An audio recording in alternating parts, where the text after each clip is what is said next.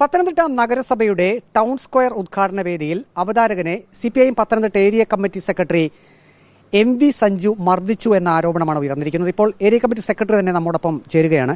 താങ്കൾ മർദ്ദിച്ചോ അദ്ദേഹത്തെ? അടിസ്ഥാനരഹിതമായ കാര്യങ്ങളാണ് ഇന്നലെ മുതൽ പ്രചരണം നടന്നുകൊണ്ടിരിക്കുന്നത്.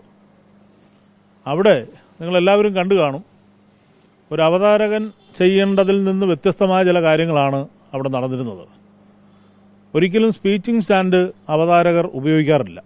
അതായത് സ്പീക്കർ AN ഷംസീർ അവിടേക്ക് വരുന്നു. ആ സമയം തന്നെ ഈ അവതാരകൻ ചില കാര്യങ്ങളൊക്കെ പറയുന്നുണ്ട്. കുറച്ച് സമയം സ്പീക്കർക്ക് അവിടെ കാത്തു നിൽക്കേണ്ടി വരുന്നു. അതാണോ നിങ്ങൾക്ക് പ്രശ്നമായത്? 3 മിനിറ്റോളം സ്പീക്കർക്ക് അവിടെ നിൽക്കേണ്ടി വന്നു. അത് ശരിയായൊരു സമീപനമല്ല സ്വീകരിച്ചതെങ്കിലും ആരോഗ്യമന്ത്രി അഭിസംബോധന ചെയ്തത് എന്താണ്? ഈ ടൗൺ സ്ക്വയറിൻ്റെ ഉദ്ഘാടനത്തിൽ ഒരു സന്തോഷവുമില്ല, ഇപ്പോൾ ഉദ്ഘാടനം ചെയ്യുന്നതിൽ ഒരു സന്തോഷമില്ലാത്ത വ്യക്തിയാണ് വീണ ജോർജ് എന്നല്ലേ പറഞ്ഞത്. കേട്ടിരിക്കുന്ന ആളുകളിൽ എങ്ങനെയാണ് ആളുകൾ ചിന്തിക്കുന്നത്? ഇവിടെ നടക്കുന്ന ഈ കാര്യങ്ങളിലെല്ലാം ആളുകളെ തെറ്റിദ്ധാരണാപരമായ കാര്യങ്ങളിലേക്ക് കൊണ്ടുവന്നെത്തിക്കുന്ന നിലയിലേക്ക് ഒരു സന്ദേശമാണ് അദ്ദേഹം നടത്തിയത്. ബിനു കെ സാം, അവതാരകൻ പറയുന്നത് മന്ത്രി വീണ ജോർജിനെ പറ്റി പറഞ്ഞത് ഇത്തരത്തിലുള്ളൊരു ടൗൺ സ്ക്വയർ അത് 1/4 നൂറ്റാണ്ട് മുമ്പ് തന്നെ വരേണ്ടതായിരുന്നു. അങ്ങനെ വന്നിരുന്നെങ്കിൽ ആരോഗ്യവകുപ്പ് മന്ത്രിക്ക് നർത്തകി കൂടിയായിരുന്നു അക്കാലത്ത്, നൃത്തം ചെയ്യാനുള്ള അവസരങ്ങളൊക്കെ ആ സ്ഥലത്ത് കിട്ടുമായിരുന്നല്ലോ എന്ന രീതിയിൽ താൻ പറഞ്ഞു എന്ന് മാത്രമാണ് അദ്ദേഹം പറയുന്നത്. അദ്ദേഹം അതിനൊരു വ്യാകരണം ചമച്ചുണ്ടാക്കിയതാണ്. ടൗൺ സ്ക്വയർ ഇല്ലെങ്കിൽ നൃത്തം ചെയ്യുന്നവർ നൃത്തം ചെയ്യാതിരിക്കുവാണോ? 25 വർഷത്തിനുള്ളിലും അതിനു മുമ്പും അതിനു ശേഷവും നൃത്തം പഠിക്കുന്നവരും നൃത്തവേദികൾ കേരളത്തിൽ ധാരാളമുണ്ട്. അതിനുവേണ്ടി ഒരു ഉപമ കെട്ടിച്ചമച്ചുകൊണ്ട് അതല്ല, വീണ ജോർജിനെ ആക്ഷേപിക്കുക എന്ന ഉദ്ദേശത്തോടു കൂടി തന്നെ ഈ ആങ്കർ ആ നിലയിൽ ഒരു വാചകം ഉണ്ടാക്കി ബോധപൂർവം പറഞ്ഞാണ് ആളുകൾക്കിടയിൽ തെറ്റിദ്ധാരണ ഉണ്ടാക്കാൻ വേണ്ടി. കാരണം ഞങ്ങൾ ഇദ്ദേഹത്തെപ്പറ്റി അന്വേഷിച്ചപ്പോൾ ഇതൊരു കോൺഗ്രസ് സംഘടനാ നേതാവാണ്. കോൺഗ്രസ് UDF ഔദ്യോഗികമായി ഈ പത്തനംതിട്ട മുനിസിപ്പാലിറ്റിയിൽ നടക്കുന്ന വികസന പ്രവർത്തനങ്ങളുടെ ഭാഗമായി നടക്കുന്ന എല്ലാ ഉദ്ഘാടന ചടങ്ങുകളും ബഹിഷ്കരിച്ചുകൊണ്ടിരിക്കുകയാണ്.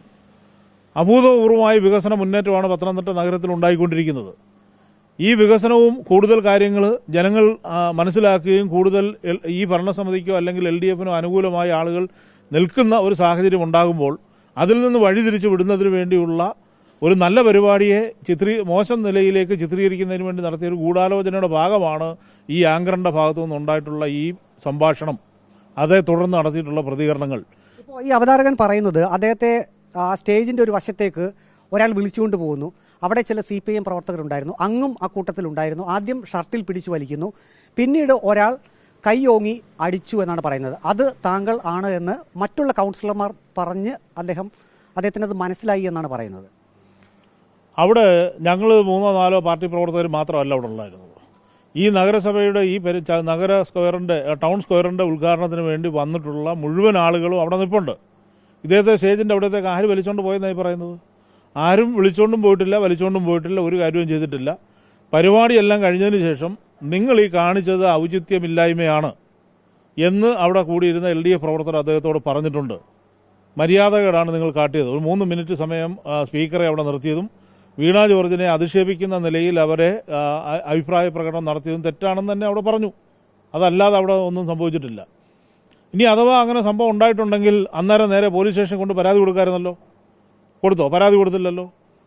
ഇപ്പോൾ ഈ അവതാരകൻ പറയുന്നത് CPIM കേരളം ഭരിക്കുമ്പോൾ ഒരു CPIM ഏരിയ കമ്മിറ്റി സെക്രട്ടറിക്കെതിരെ പോലീസിൽ പരാതി കൊടുത്തിട്ട് എന്ത് കാര്യം എന്നാണ് അദ്ദേഹം ചോദിക്കുന്നത്. പരാതി കൊടുക്കാൻ താല്പര്യമില്ല എന്നും പറയുന്നു. CPIM കേരളം ഭരിച്ചുകൊണ്ടിരിക്കുമ്പോൾ CPIM പ്രവർത്തകർക്കെതിരെ കേസെടുക്കാൻ പറ്റത്തില്ലെന്നൊക്കെ എവിടുത്തെ നിയമമാണ്?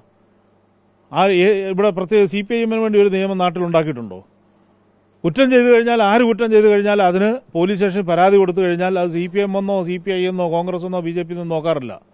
ആ കുറ്റം എന്താണോ ചെയ്തത് ആ കുറ്റത്തിന്റെ അടിസ്ഥാനത്തിലുള്ള കേസെടുക്കാൻ ഈ കേരളത്തിലെ പോലീസ് സന്നദ്ധമാണ്.